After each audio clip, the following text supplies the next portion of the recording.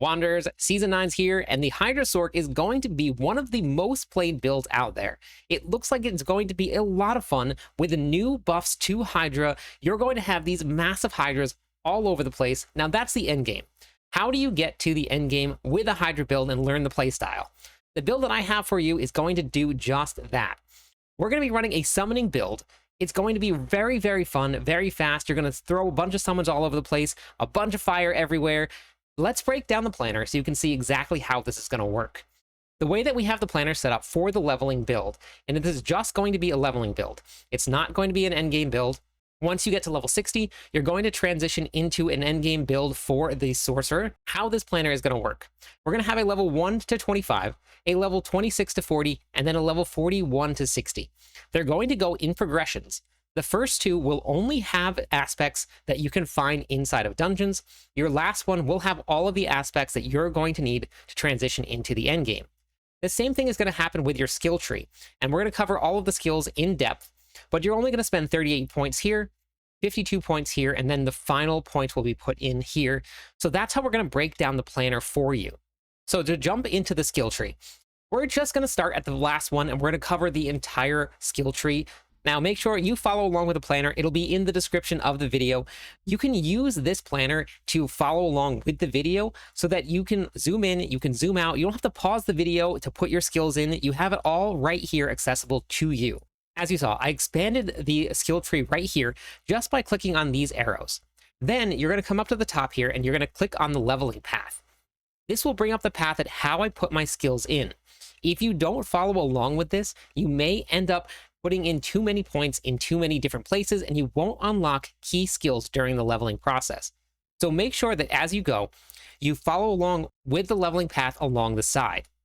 So starting at the top, we're going to be taking 2 points here just so we can unlock Fireball. We're going to go all the way down through Greater Fireball.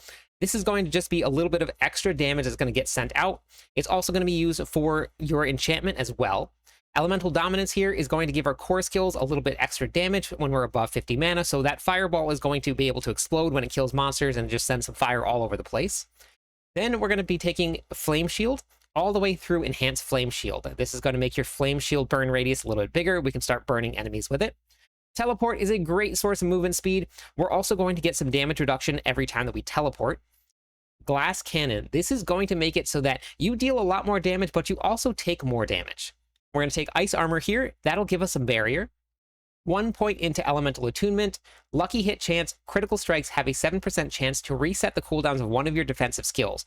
This is going to be a defensive skill. Ice Armor and Flame Shield will be a defensive skill along with Teleport. So we're going to have a chance to make sure that we reduce the cooldowns of those. It's going to be really, really great to constantly get things up and keep on moving. 1 point into Energy Focus. That way we can unlock Dampening Layer. That's going to give us damage reduction while we have an active barrier. The barrier is going to come from Ice Armor. Hydra is going to get maxed out. This is going to be one of your main sources of damage. We're going to go all the way up through Roaring Hydra. This is going to add additional burn damage. Familiar, because we're going to be running a summoning build, we're going to be running Familiar here all the way down through Invoked Familiar. While your Familiar is active, they gain 10% increased damage to skills that deal the same elemental type, which is going to be basically everything that we're going to be doing. Then we're going to be running Mana Shield. Every time that you spend 100 mana, which you're going to spend mana very, very quickly with this build, you're going to gain damage reduction. Primordial Bindings, you're going to gain stacks for each active summon, up to 10 summons. You're going to have 10 summons up at all times. You're going to gain movement speed, damage, and mana regeneration with this. This is really great for this build. Align the Elements. You're going to gain damage reduction against elites for each second that you have not taken damage from one, up to 60%. That's going to persist for 3 seconds after taking damage, so if you haven't fought an elite, you're going to have a lot of damage reduction against them. Protection, using a cooldown is going to grant 30% of your maximum life as barrier, so now we're stacking different ways to add barrier on. 3 points into Inner Flame, you're going to deal increased damage while healthy. Healthy is going to be whenever you're above 80% life. Your Pyromancy skills are also going to gain an additional 30% critical strike damage from Devouring Blaze. We're going to be going into Firewall for your final damage ability, and we're going to go all the way down through Mage's Firewall. Moving down, we're going to be going into Elemental Synergies. Your Frost, Shock, or Pyromancy skills damage is increased by 3% for each of the equipped types you have on the bar. This bonus is doubled if all of them are going to be the same element. We're not going to quite have that because we're going to be running ice armor, but if you want to drop ice armor and then throw anything else on there that's going to be fire-based, you're going to have additional 3% damage, but that 3% is okay for having ice shields or some additional defenses. Evocation here is going to give us some cooldown reduction, 1 point in a fiery surge so that we can go into Endless Pyre. You're going to deal increased burning damage. This burning bonus is going to be increased to 75%, while enemies are affected by more damage over time than their total life. Soulfire here, your Pyromancy skills cost 12% less mana, and they're going to deal additional damage, double these bonuses after standing still for 2 seconds. Then for your key passive here, we're going to be going into Combustion. Your burning effects deal 50% increased damage, and an additional 20% of your burning damage and burning damage to targets bonuses is going to go up to 100% as well. So that's your skill tree breakdown. We're going to take a look at the way that the planner is going to be set up for all of your aspects here. Now, if you come into your aspects here and you go to your assigned skills, you're going to be able to see the gear stats. As you go through each one of your progressions, they're going to slowly add more and more until you have a full kit set up here for you. So we're going to look at just the aspects itself. All of the aspects that are found in your 1 to 25 and your 26 to 40 can be found in a dungeon. If you come down to the bottom here, you can see exactly which dungeons those are. How you find that in-game. So if we come into the game and you open up your Codex of Power here, we're going to open up the Codex of Power. You can actually search for whichever dungeon it is right here. But I'm going to just find one that I haven't found yet. And then we're going to look at how you're going to be able to find all of the dungeons very, very easily. So if you see this right here, we're looking at the Derelict's Lodge. How you can find this, if you click right here where it says Pin on Map, we click on that, we open up our map, and you can look and you see that we now have a pin on where the dungeon is going to be located. And we don't even have to search anywhere. We don't have to Google where it is. We don't have to mouse over each of the dungeons. It's just going to pin it for us. It makes it really, really easy to find all of these aspects. So starting at the top, we're going to be running Disobedience. This is going to give you some armor when you do damage. Unwavering, taking direct damage has a chance to reset the cooldowns of one of your defensive skills. Intercom, we're going to gain a base damage increase, no matter what, even if we're moving around. If we do stand still for 3 seconds, that bonus gets tripled. Snow Veiled Aspect, Ice Armor makes you unstoppable and grants you damage reduction. That's why we wanted to take Ice Armor. Ghost Walkers is going to be some movement speed whenever you become unstoppable. Storm Swell Aspect, you're going to deal increased damage while Ice Armor is active. This amount is increased by 15% against frozen enemies. For your rings, we're going to be running Incendiary Aspect. On a lucky hit chance, your Pyromancy skills have a chance to restore mana. Prodigy's Aspect, using a cooldown is going to restore mana as well. And then Aspect of Umbral, you're going to gain primary resources whenever you crowd control an enemy. So those are all the aspects that you're going to be able to find inside of the dungeons. Now, when we come to our level 41 to 60, we're going to see a couple things change. We're going to be adding Searing Ward.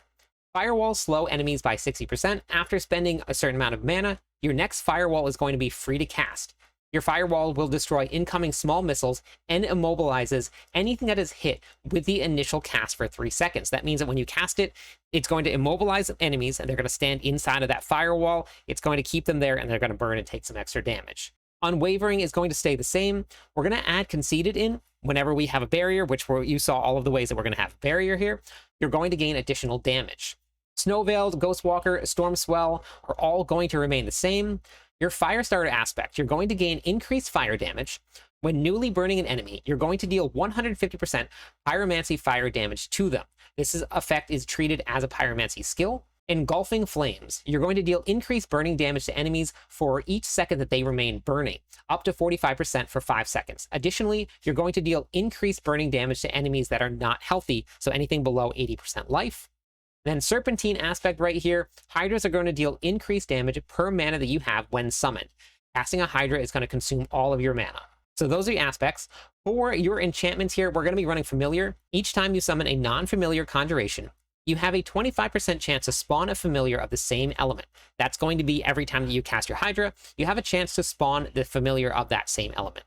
We're also going to be running Fireball. Whenever you kill an enemy, they explode into a fireball for additional 50% of its normal damage. For the runes here, we're going to be running Yaks. Anytime we drink a healing potion, we're going to cast meteorites. This is just adding more fire damage. It's going to be everywhere. And then for every leveling build, I always have Kerr and Keh as my rune combination. This is going to give us wolves. Those wolves will cast vulnerable damage. They're going to freeze and stun enemies. It's really, really strong for the leveling process. For Roderick powers, we're going to be running Disintegrate.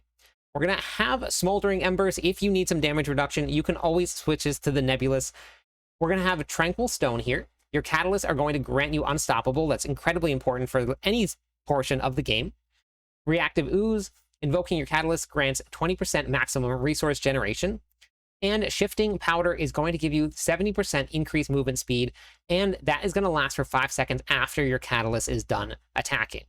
For your gems, you're going to put in whatever you can get crafted. Topaz are going to be best for your armor. Weapons, it's just going to be anything that you can do for a little bit of extra damage. You won't really worry about that too much until you get into the end game.